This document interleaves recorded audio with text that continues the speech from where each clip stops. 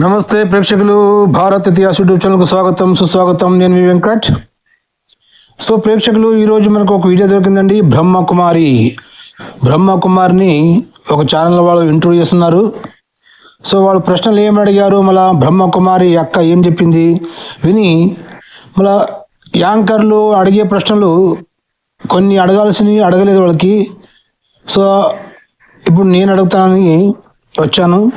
So ప్రేక్షకులు, ఆవిడ ఏం చెప్తుంది, మనం ఏమంటే అడుగుతాము. దీని గురించి మీరు విన్న తర్వాత మీ అభిప్రాయాన్ని కామెంట్ తెలియజేయండి, సరేనా?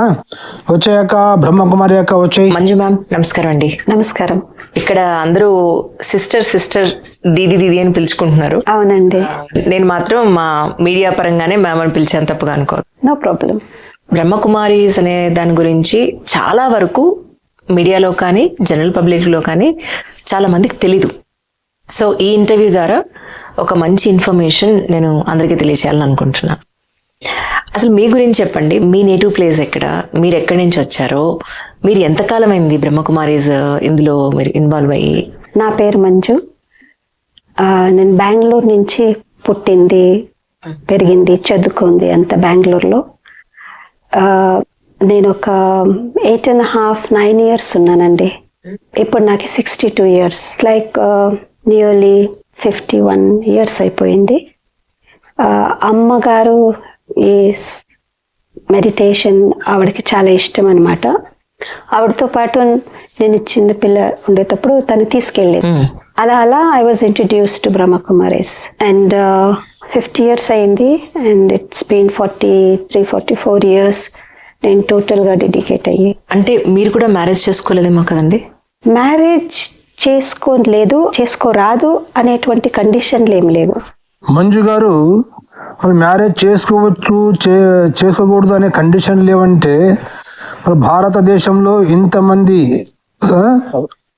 బ్రహ్మకుమారులు ఎలా తయారయ్యారు?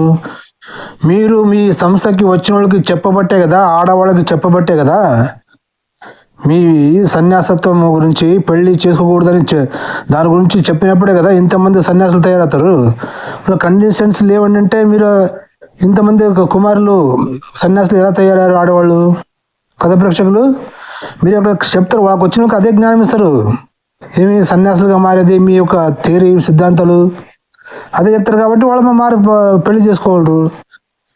మీరు కండిషన్స్ అంటే ఎవరి మీద ఇచ్చారు కదా, కానీ మీకు వాళ్ళ మైండ్ వాచ్ చేసి వాళ్ళని అలా తయారు చేస్తారు అన్నమాట, అవునా?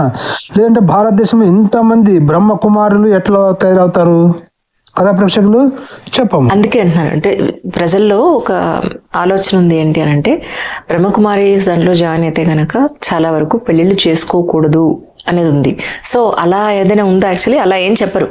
పెళ్లి చేసుకోరాదు అనేటువంటిది ఏమి లేదు, పవిత్రంగా ఉండాలి అనే ఫిలాసఫీ ఉంది. ఏంటి మంజు అక్క, పెళ్లి చేసుకోవాలి అని ఫిలాసఫీ కాదు కానీ పవిత్రంగా ఉండాలా అంటే పెళ్లి అనేది అపవిత్రమా?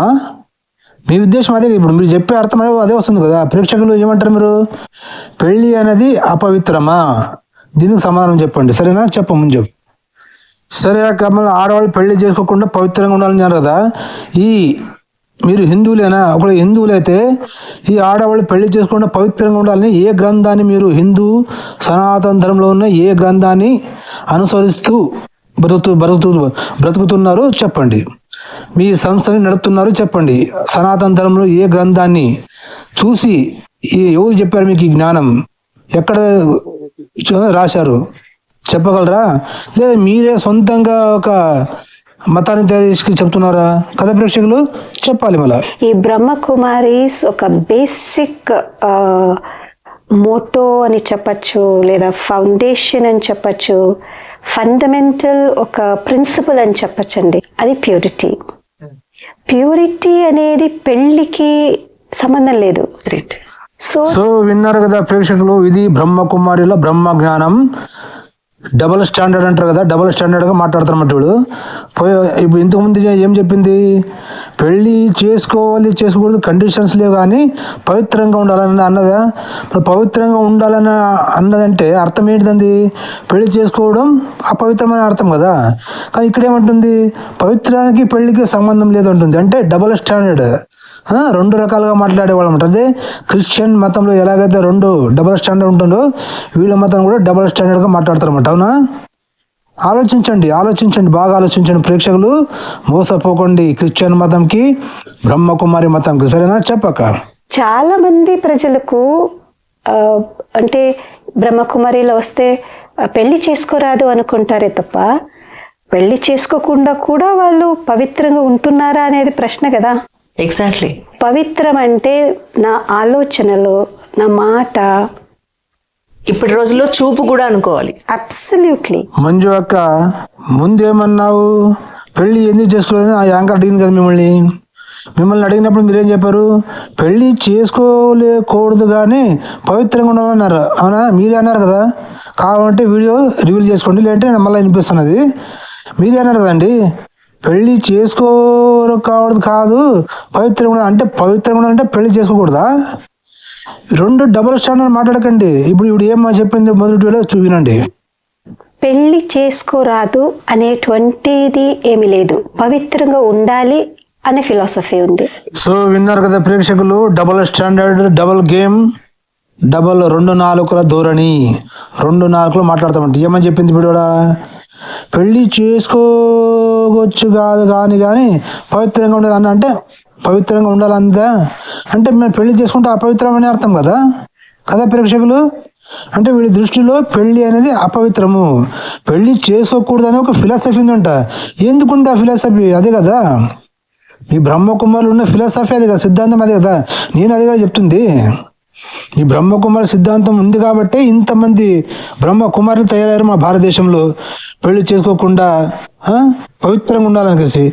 అంటే పెళ్లి అనేది అపవిత్రమని మీరు చెప్తున్నారా? మళ్ళీ పెళ్లి అనేది అపవిత్రమైతే మళ్ళీ ఆడదానికి ఇవ్వాల్సిన అంగాలు, మగవాడికి ఇవ్వాల్సిన అంగాలు, మగవాడు ఆడ దగ్గరసే గర్భాశయం కలిగి ఇవన్నీ పెట్టిన దేవుడు ఆయన కూడా అపవిత్రుడవుతాడు కదా. మనిషిలో ఇవన్నీ పెట్టిన దేవుడు కూడా అపవిత్రమే అవుతాడు కదా. ఇది నా ప్రశ్న.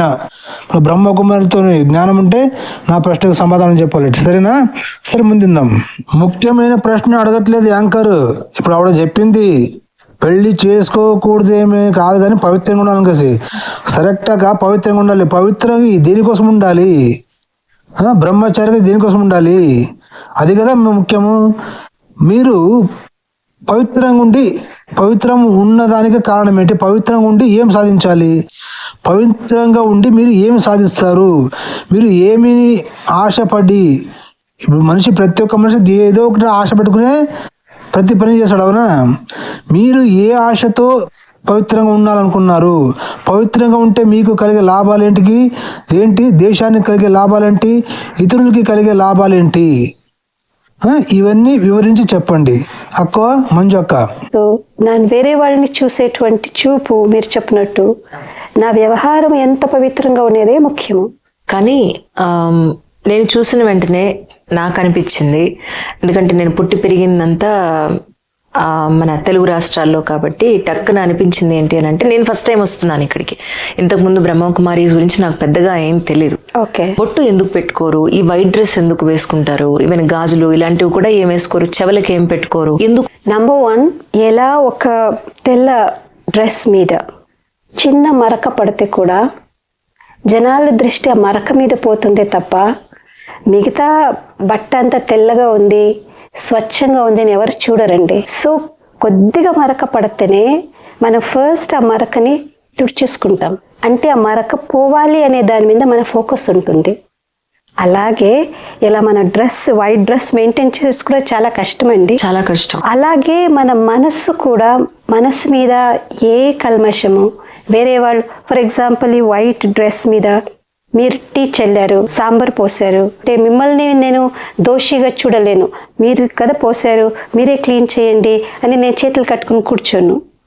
ఎవరు దీని మీద వేసినా నేను పరిగెత్తుకుంటూ వెళ్ళి దాన్ని క్లీన్ చేసుకొని వస్తాను. ఎందుకంటే ఈ డ్రెస్ గురించి నన్ను అడుగుతారు. I'm responsible to maintain my dress clean. And so అలాగే మీరు నన్ను డిస్టర్బ్ చేశారు, మీ వల్ల నాకు అశాంతి ఉంది, మీరు నన్ను దుఃఖ పెట్టారు అనేసి మనం ఎదుటి మనిషి వైపు చూస్తుంటాం. వీళ్ళ వల్ల నా మనసు ఇలా ఉంది, వీళ్ళ వల్ల నా జీవితం ఇలా ఉంది, అది లేదా మన సొసైటీ ఇలా ఉంది. నేనుండేటువంటి లొకాలిటీ ఇలా ఉంది, నేనుండే ఒక సాంగత్యం అలా ఉంది అనేసి మనం బ్లేమ్ చేస్తాము.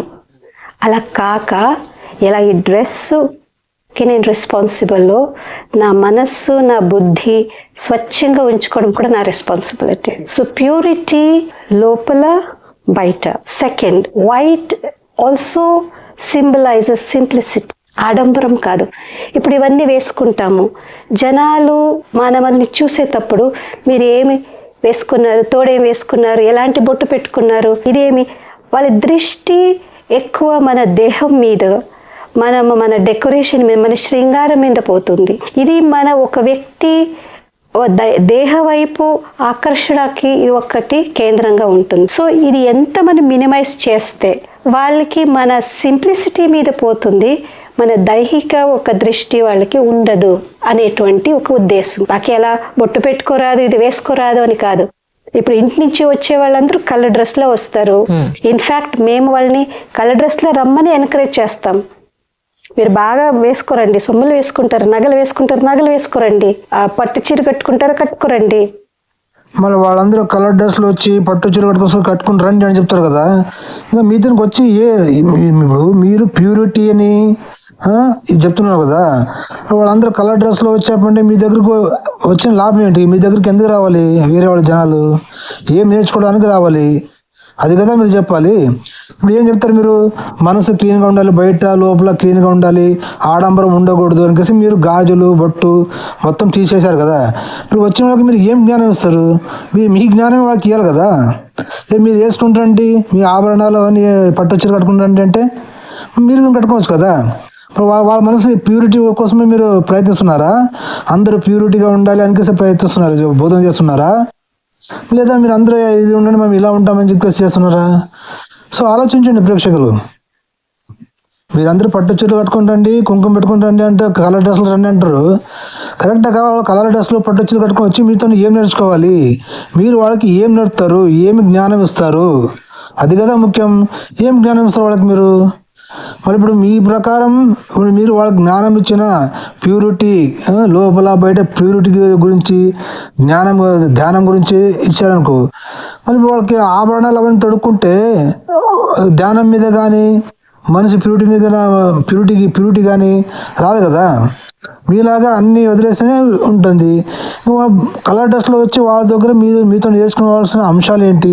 ఇప్పుడు మీరు వాళ్ళకి కలర్ డ్రెస్లు వేసుకొని వచ్చిన వాళ్ళకి, పట్టు చీరలు కట్టుకొని వచ్చిన వాళ్ళకి ఏమి జ్ఞానాన్ని బోధిస్తారో బ్రహ్మకుమారిలో చెప్పండి. హ్యాపీగా ఉండండి. దీనివల్ల ఇది తప్పు అనేది కాదు. మనం ప్రాపంచిక జీవితాన్ని జీవిస్తున్నామంటే ఇదంతా కావాలండి. సో విన్నారు కదా డబుల్ స్టాండర్డ్ ప్రేక్షకులు ఏముంటుంది అక్క? ప్రాపంచిక జీవితంలో మనం జీవిస్తున్నాం కాబట్టి ఇవన్నీ కావాలంటుంది. ఏమి పట్టు చీర, కలర్ డ్రెస్లు, బొట్టు, కాటుక. మరి మీరు కూడా ప్రపంచ జీవితంలో జీవిస్తున్నారు కదా అక్క, మరి మీరు కూడా అలాగే ఉండొచ్చు కదా. కావాలంటూ మీరే చెప్తారు, మళ్ళీ వదిలేసేవాళ్ళు మీరే, మళ్ళీ చెప్పేవాళ్ళు మీరే. డబుల్ స్టాండర్డ్ కాదా ఇది? ప్రాపంచిక జీవితంలో బతుకుతున్నాము, ఇవన్నీ కావాలంటుంది ఆవిడే, అవునా? మళ్ళీ ఆవిడే అది వదిలేస్తుంది. మరి మీరు కూడా అలాగే ఉండొచ్చు కదా ప్రాపంచిక జీవితంలో. ఇవన్నీ కావాలంటారు కదా, మళ్ళీ కావాల్సినవి ఉండాలి కదా. మీరు ఎందుకు కావాలంటారు? మీరు అలా ఉండి కదా మళ్ళీ ఇవన్నీ కావాలంటారా? అంటే ఇది డబుల్ స్టాండర్డ్ కదా. ఏ మనిషి అయినా కానీ ఒక పద్ధతి ఉన్నప్పుడు ఆ పద్ధతి మీద నడవాలి, తన సిద్ధాంతాలను చెప్పాలి కదా ప్రేక్షకులు. ఇది బ్రహ్మకుమారిల 2 నాలుకల ధోరణి. పొరపాటు కాదు, తప్పు కాదు.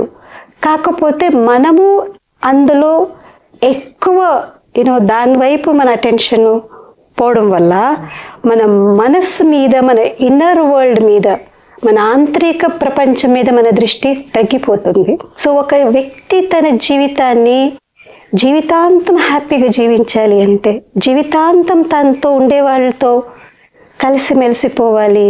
ఎదుటి మనిషి ఎలా వ్యవహారం చేసినా నేను వాళ్ళకి రెస్పెక్ట్ ఇవ్వాలి. ఈ వాల్యూస్తో జీవించడం వాళ్ళకి ఆ వైపు దృష్టి ఉండదు, ఆ వైపు అటెన్షనే ఉండదు. అందువల్ల మేము జనాల్ని ఈ వాల్యూస్తో జీవించడానికి ఎంకరేజ్ చేస్తాం. సో ఆంతరిక శుద్ధి ఉండాలంటున్నారు మీరు. ఇవన్నీ బట్టలు అవన్నీ వేసుకుంటే ఆంతరిక గమనం ఉండదు అంటున్నారు.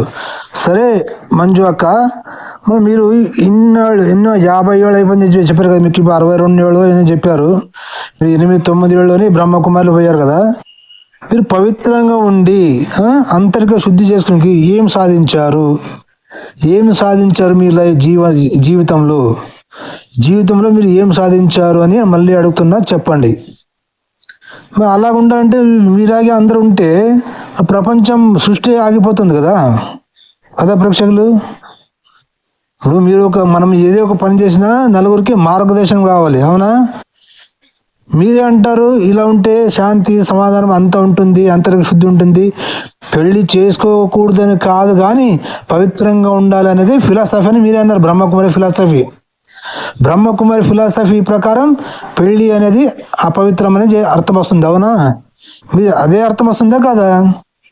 మళ్ళీ ఇప్పుడు పెళ్లి అనేది అపవిత్రాన్ని మీరు ఎలా డిసైడ్ చేస్తారు? పెళ్లి అనేది దేవుడు ఇచ్చిన సృష్టి క్రమం, అది ధర్మపత్ని అనేసి. సో దేవుని సృష్టించిన క్రమాన్ని మీరు అపవిత్రం అంటున్నారంటే ఇప్పుడు ఏం చెప్పాలి? ప్రేక్షకులే మీరే ఆలోచించండి. సరే, చెప్పాక ముందు చెప్పు. So Brahma Kumaris basically it's an educational organization. ఇది ఆశ్రమం అనేది కన్నా, ఈ శబ్దం కన్నా ఆశ్రమం అనే పదము సంస్కృతంలో ఆశ్రమము అంటే స్వచ్ఛమైనటువంటి పవిత్రమైనటువంటి ప్లేస్కి ఆశ్రమం అంటాము. అందుకని ఆశ్రమం, అదర్వైజ్ ఇది ప్యూర్లీ అ స్కూల్. ఇక్కడ మేము ఒక వ్యక్తి జీవితంలో వాల్యూస్తో విలువలతో జీవించడం ఎలా అనేది నేర్పిస్తామే తప్ప మీరు నేర్చుకుంటారా, బాగుపడతారో, నేర్చుకోలేదా మీ ఇష్టం. మంజు అక్క, అలాగైతే ఇప్పుడు మీరు చెప్పారు కదా బ్రహ్మకుమారిలో ఇక్కడికి వచ్చే వాళ్ళకి వాల్యూతో ఎలా జీవించాలి అని చెప్పారు కదా, మరి మీరు వాల్యూతో జీవిస్తున్నారా? ఇప్పుడు మనము వేరే వాళ్ళకి జ్ఞానబోధ చేస్తామన్నప్పుడు ముందు దాన్ని మనము ప్రాక్టికల్గా కార్యరూపంలో అనుభవించి తర్వాతే వేరే వాళ్ళకి చెప్పాలి, అవునా? ఇప్పుడు మీ దగ్గరికి వచ్చే వాళ్ళందరూ కలర్ డ్రెస్లో పట్టు చీరలతో అన్నీ మీరు రన్ అని పిలుస్తున్నారు.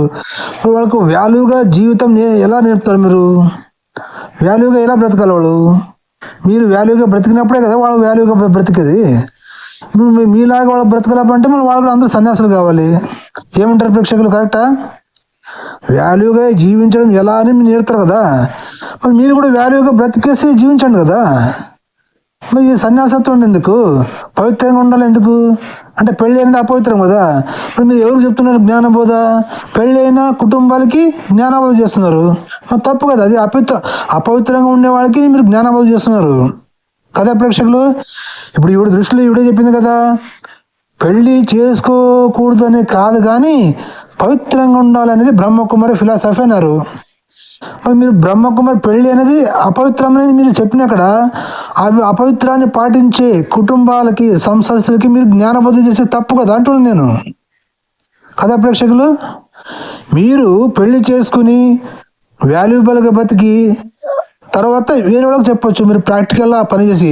మీకు సంసారం అనేది తెలియదు, పిల్లలు అనేది తెలియదు, పిల్లల్ని కనడం తెలీదు, పిల్లల్ని కనేటప్పుడు పడే నొప్పులు తెలీదు, వాళ్ళని పెంచేది తెలీదు, వాళ్ళకు ఉచ్చ తూడ్చేది, పెంట తూడ్చేది, పిల్లలకి గుద్ద గడిగేది, ఇవన్నీ ఏమీ తెలియదు మీకే జీవితంలో ఏమీ అనుభవం లేదు, వేరే వాళ్ళకి మీరు జ్ఞానం ఇస్తారా?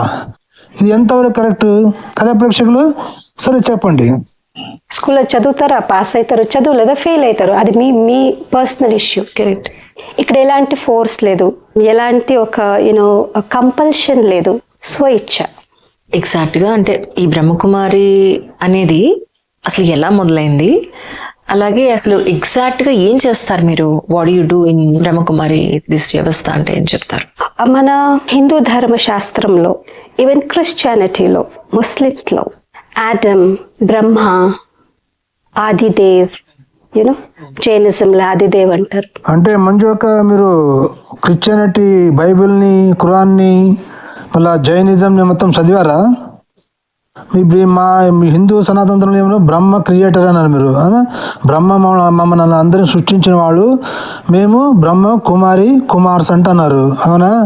కానీ యాడమ్ అంటారు. యాడమ్ అనేది క్రియేటర్ కాదు కదా క్రిస్టియానిటీలో. ఆదం అనేది ఒక మనిషికి మీరు క్రియేటర్కి ఎలా పోలిక పెడతారు?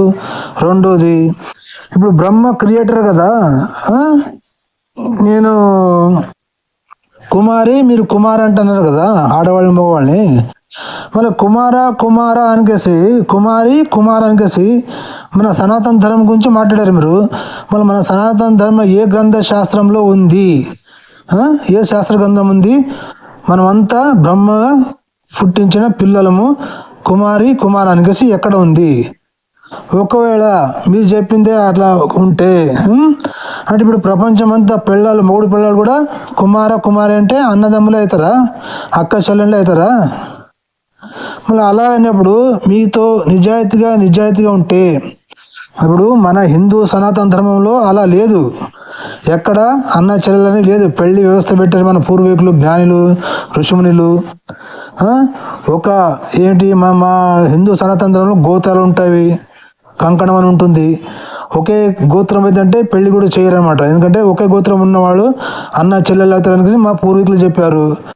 వేరే గోత్రం ఉంటే అన్న చెల్లెలు కారు అని మా సనాతన ధర్మంలో మా హిందువులు ఒక ఆచారం ఉంది. మా హిందువులోన గోత్రాలు కంకణం ఉంది. ఇది మీకు ఉందో తెలియదు, కానీ మా హిందూ ధర్మం ప్రకారం ఇలా ఉంది. కానీ బైబిల్ ప్రకారం, ఖురాన్ ప్రకారం చెల్లెల్ని చేసుకుంటారు పెళ్ళి. వాళ్ళ దాంట్లో ఉంది, కానీ మా దాంట్లో లేదు కదా. ఇప్పుడు మీరు ఏ గ్రంథంలో ఆధారంతో బ్రహ్మ క్రియేట్ చేసిన మనము కుమారి అని చెప్తున్నారు మీరు?